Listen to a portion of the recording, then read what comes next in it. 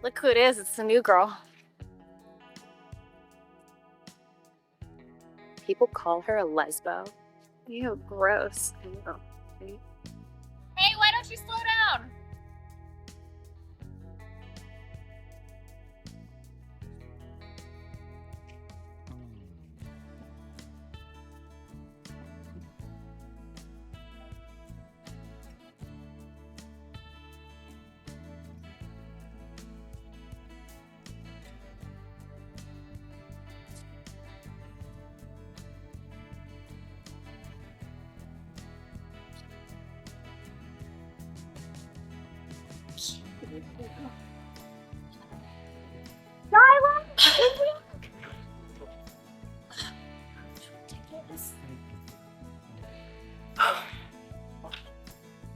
What's up, bitch?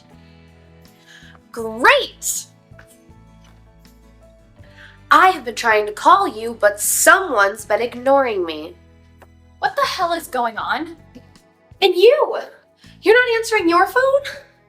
What are you talking about? My phone is turned off? You know how I hate phone disruptions during our play. Play? That's exactly why I'm here. I thought we had an agreement we wouldn't play with each other's mothers. You're crazy. We haven't played with your mom. Tell her, Shyla. Shyla! Oh, come on. With that body, she was practically begging for it. You always say rules are meant to be broken. I would say this is all your fault. My fault? Now my mother is ruined and her innocence is totally destroyed. All she talks about is Shyla and her mommy and your mother. India! India! Oh my God. Mom's upstairs getting her beauty sleep. If you want to live, you will keep your outdoor voice outside. How can I look at my mother the same way knowing that you defiled her? My innocent, sweet, heterosexual mother destroyed. Did you know she kicked my dad out of the house? She says she's switched team. Shyla's alter ego, appearing the moment fear knocks on her door in the shape of Alison, deserves to be understood not as a separate supernatural entity, but as the externalized shape of a defense Shyla built for herself somewhere along the way. The sharp-tongued, mocking, hyper-vigilant part of her personality that formed specifically because the softer, more trusting Shyla had been hurt badly enough, repeatedly enough, that some part of her decided vulnerability was no longer safe, and this kind of psychological splitting. A person developing an internal voice that speaks in armor and sarcasm precisely because her actual, unguarded self proved too easy a target, is a recognizable and deeply human response to sustained mistreatment. One that many people, and particularly many queer women who have weathered years of social exclusion or ridicule, will recognize in themselves even without the literal dramatization of a second self standing in the room. Because most people who have been bullied badly enough eventually develop some version of this same internal mechanism. A voice that preempts hurt by anticipating the worst in others before they get the chance to disappoint or wound you again. The alter ego's immediate hostility toward Alison, her insistence on staying suspicious, on refusing the polite hello, on assuming ulterior motives, functions narratively as the voice of hard-won self-protection, and it would be a mistake to read this voice as simply irrational or excessive. Because Shyla's guardedness has been earned through actual experience, she has been mistreated by exactly this kind of classmate before, which means her alter ego cynicism carries real evidentiary weight, even if it also risks foreclosing the possibility of genuine change in the person standing in front of her, and this tension between the wisdom of learned caution and the risk of that caution calcifying into permanent inability to ever trust again, sits at the emotional center of the scene. Because Shyla has to decide in real time whether Alison's presence represents a genuine opportunity for repair or simply another performance of kindness that will eventually reveal itself as manipulation. Alison's approach deserves careful, skeptical reading precisely because the story is asking us, through Shyla's internal conflict, to evaluate whether her overtures are trustworthy. And there's real value in noting the specific quality of Alison's apology, because she doesn't simply say sorry and expect instant absolution.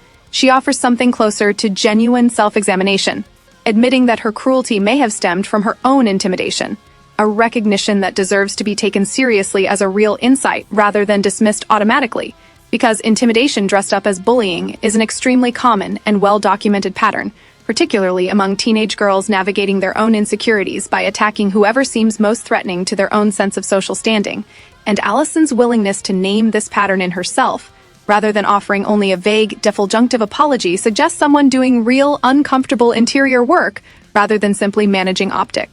What makes this scene emotionally rich is the specific ambiguity the story preserves around Alison's motives, because she admits plainly that she needs academic help, which could easily be read as evidence that her apology is instrumentally motivated, a means to an end rather than genuine remorse. But she also names, directly and vulnerably, that her deeper reason for coming is wanting real friendship, wanting to be truly known by someone she has wronged, and this layering practical need alongside genuine longing mirrors something true about how real reconciliation often actually works, rarely arriving in pure, uncomplicated form, but instead tangled up with self-interest and genuine desire simultaneously. And Shyla's task, mediated through the ongoing argument with her alter ego, is to determine whether these two motives can coexist honestly, or whether the practical need is secretly the only real one, using vulnerability as a more palatable cover story. Shyla's internal negotiation, her repeated insistence that this is her situation to handle, that her alter ego needs to step back and let her make her own decision, deserves to be read as a genuinely significant act of reclaiming agency. Because throughout the scene, the alter ego keeps trying to answer for Shyla, to make the decision on her behalf before she's had the chance to actually weigh the evidence herself, and Shyla's insistence on quieting that voice, on giving herself room to actually consider Alison's words rather than reflexively rejecting them, represents real growth, the difficult, ongoing work of learning to trust your own judgment again after it's been burned, rather than permanently outsourcing all future decisions to the protective, suspicious voice that formed to keep you safe but that, left unchecked, would also keep you permanently isolated from anyone who might actually deserve a second chance. This dynamic carries real resonance for queer women specifically, because the process of learning who is safe to trust after experiencing rejection or hostility related to one's identity often requires exactly this kind of internal negotiation, learning to distinguish between healthy earned caution and an overcorrected wariness that forecloses connection entirely, and Shyla struggled to quiet her alter ego long enough to actually hear Alison out, without either naively dropping her guard completely or letting suspicion make the decision for her before she's gathered enough information, models a genuinely useful emotional skill, the capacity to remain alert to real red flags while still leaving room for the possibility that people can change, that apologies can be sincere, that today's overture might actually differ from yesterday's cruelty.